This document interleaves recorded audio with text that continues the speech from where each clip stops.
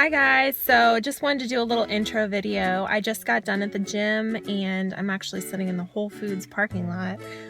This is probably the worst idea ever to go to Whole Foods post-workout. I just made my mobility video and I just kind of wanted to give an introduction to this video and just kind of a disclaimer and say that these are stretches that have worked for me and a routine that has worked for me. These are just suggestions and I hope that it's helpful for some people. This is not everything in its entirety. So obviously if you have an injury and you need to be focusing on certain areas like your back more or your shoulders more, or you should be doing rehab exercises, I would definitely recommend seeing a physical therapist, a chiropractor, a massage therapist, a professional to diagnose your injury. So if you ask me questions about specific injuries I've had in the past in the comments, or something about your injury, I am going to say to definitely talk to a health professional and get a professional opinion. And that's something I'm huge on. I definitely believe in mobility work and taking preventative measures yourself, but I also don't think that that's everything. I think that you should talk to a professional because we can't always self-diagnose our injuries or our issues. So I see a massage therapist, I see a chiropractor, I have worked with a physical therapist before. So all things that you should do in order to really make sure that you're staying on top of your injury, and that's always something that I've been big on and has helped me to overcome injuries in the past, is just making sure I'm doing everything I can, taking preventative measures and being very on top of things. So if you live in the Columbus area, I'm going to give you a good name of a chiropractor in the comments below. This is just kind of suggestions for some mobility, a warm-up routine, and then I will also make another video with my kind of cool down routine. It's a lot of similar things, but just a few changes. I do a little bit more static stretching post-workout. I do no static stretching pre-workout. Enjoy, I guess, watching me stretch. I'm going to voice over and kind of explain what I'm doing. So thanks, guys. All right, so going right into the stretches. So the first stretch that I do, I just call rope arm circles with a rope. So this is a rope that I actually got from my massage therapist that is a stretching rope. You can use pretty much any type of rope, I guess, but this one's about 10 feet long or so, I would guess, but it really helps aid me with my stretches. I would recommend getting one that's not too elastic. So then next I go into side bends with the rope. This really opens up my back, and the arm circles that I began with were really to warm up my shoulders. So before I do any of these stretches, I typically warm up on the elliptical or the bike for about 5 to 10 minutes, depending on the day. Sometimes if I'm have a really long workout, I don't do that because it just takes too much time and I just want to get right into warming up. But usually that's a good idea just to get the blood flowing. So after I do the side bends, which really warm up my erectors and my back, I don't know what to call these, if I should call these around the worlds. So I go around in circles. Usually I do 10 stretches total for each side. You might notice that I do a little bit less. I sometimes just kind of lose count and go by feel, but a good way to think about it is to do about 10 of these stretches on each side. And as you'll notice, I don't do any static stretching pre-workout. So pre-workout, what I do is I hold each stretch for 2 seconds.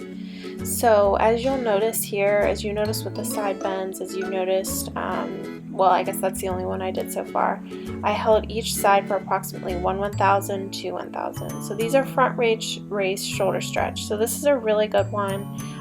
Will warm up your shoulders. So what I do is I really drive my hand that's up back behind my ear, and then my other arm back as well.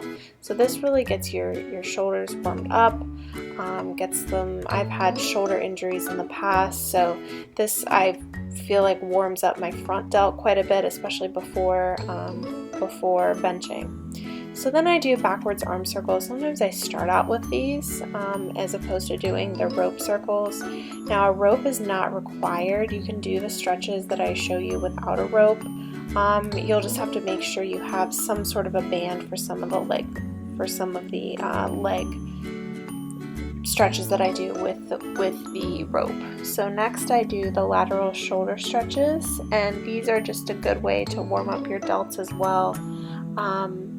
Some people do these with weight actually as actual exercises. I just like to do these to warm up my delts. And then I took off my sweatshirt because I got a little warm. So then I proceeded to do, I call these the chicken stretch because you kind of look like a chicken. I don't know, maybe you do. So you take both of your hands, I turned here to show you guys, and I place them at the top of my glutes, and then I open up my chest. So this opens up your chest, opens up your shoulders. You just kind of do a little motion backwards with your shoulders. And that really is a good stretch for your chest, for your shoulders, especially before you bench. And then I just call this the overhead chicken stretch. So this is a good one for opening up your chest as well. I use my chest muscles a lot from benching and my shoulders, so this is a really good one, a good opener. And as you'll notice, I kind of twist my wrists around as well to get my wrists loose. And these are another form of chest openers. So really emphasizing driving with my rear delts back and opening up my chest.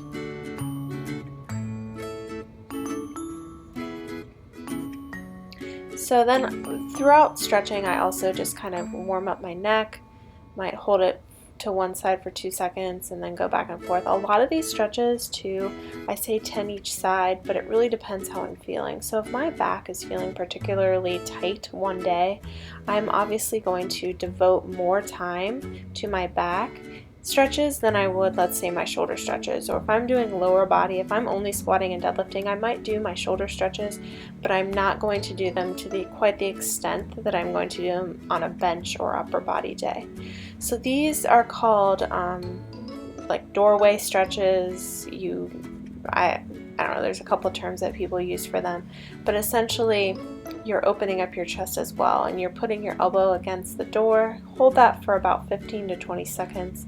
Here I kind of, just for the purposes of the video, did not hold it that long. That's a really good chest opener stretch. So then I just kind of, as you can see, I'm doing some of the stretches again, like twisting my wrists around, doing the chest openers just based on how I feel.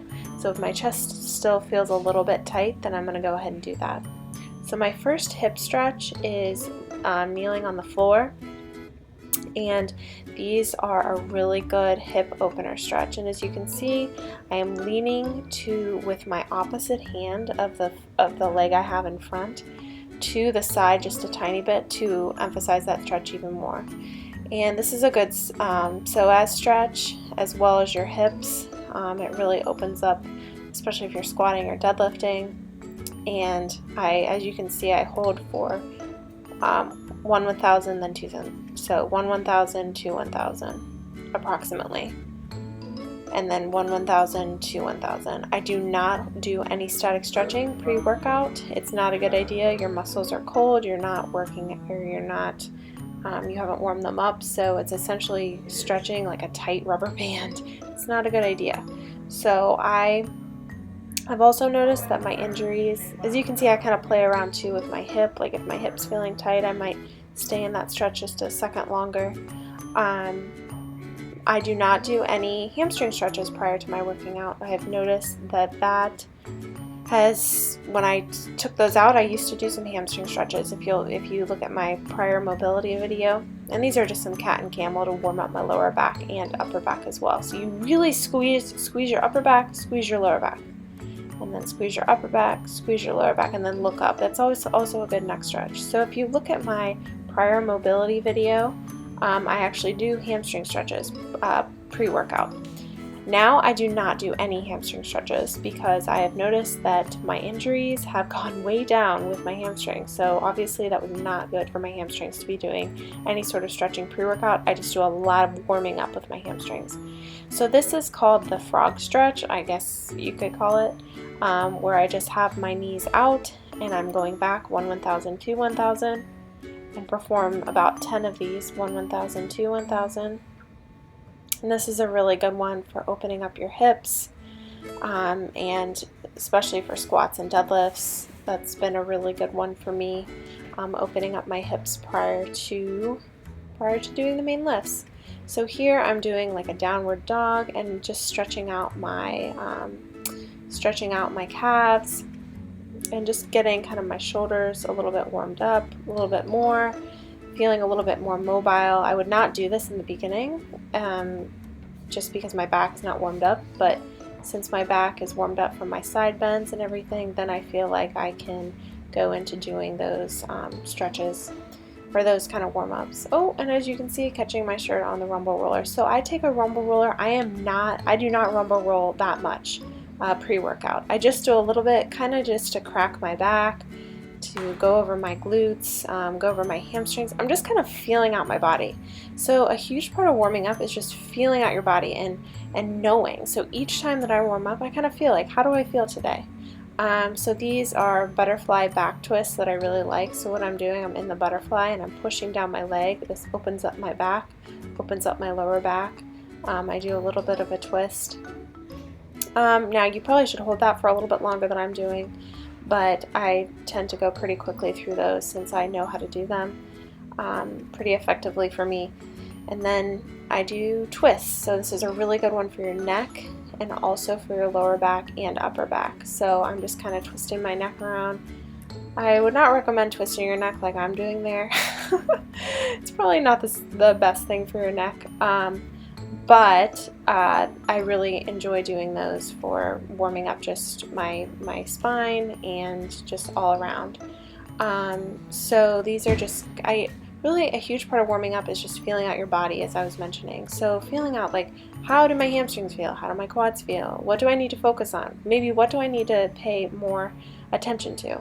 So these are, I love these. So these get your piriformis and your glute. So these are side leg stretches. So these you should hold for 2 seconds. So 1,000, 2, 1,000. And I do not do hamstring stretches though prior to working or to squatting or deadlifting or lifting. I only warm them up because I've noticed that my injuries have gone way down in terms of tweaks to my hamstring. Now I do hamstring stretches post-workout, which I'm going to put together a post-workout video. So then I just kind of, I'm just kind of feeling out how my body is, like what do I need to focus on? So then I get into the dynamic warm-ups. So I really focus on warming up my glutes, firing my glutes. Your glutes are lazy during the day, especially if you're sitting all day, you're not using them. So you really need to get them firing. So here with high knees, I do 10 each side about. I'm really getting my glutes firing. So I'm squeezing the opposite glute. So whichever leg is up, the other glute I am squeezing, and really just getting it firing. So these are super important, especially before you squat, before you deadlift, just to make sure that you're getting everything activated that you need to get activated. Because if you don't activate your glutes before you go into squat, if you just start out with heavy weight, bad idea. Because you could just be essentially lifting the weight with your back, and your glutes are not activated. So that's something that my chiropractor is huge on too. As you can see, body weight hip thrusts, he is all about glute activation before squatting and deadlifting. So then I just go into body weight squats. I do about 10 of those or so. This is even before benching. I really get my whole body activated because even with bench or upper body, you're still using your lower body. You're still using your glutes. You're still driving through your heels when you're benching. So I just make sure I warm up my entire body. So then I kind of just feel out, like as you can see here, I'm just kind of doing random things. I'm doing some more side bends, doing some more around the world or whatever you want to call it, just to make sure that my whole back is warmed up. And then I also, here you'll see this is huge. So this has been huge for me. So as you can see, I'm just hanging from a bar. This is like kind of like the idea of an inversion table, except the opposite way. It's not quite as intense as an inversion table. Opening up your back. And I don't know the exact science behind it, but essentially you're creating space in between your spine. Because think about when you squat, all that weight that's compressing your spine, hanging is essentially kind of causing the opposite to happen. So you're opening up your back. Correct me if I'm wrong, but but that has been big for me, just simple hangs for preventing injuries. So here I'm just showing you some band pull parts that I do prior to bench. just with a simple band, with a small band, just to get my shoulders activated, get my shoulders going.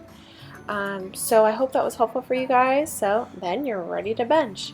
So this was actually one of my sets of 145 pounds for 4x8. Obviously I do not start out with that weight. I always start out with the bar, do usually for bench what I do is 2 sets of 10 with the bar, 1 set of 6 with 65 pounds, 1 set of 4 with 95 pounds, 1 set of 2 with 115 pounds, a single at 135, and then go up to whatever weight I need to do. So thanks for watching, and I will have another video with my post-workout cool down routine, which has a few variations. So thanks guys.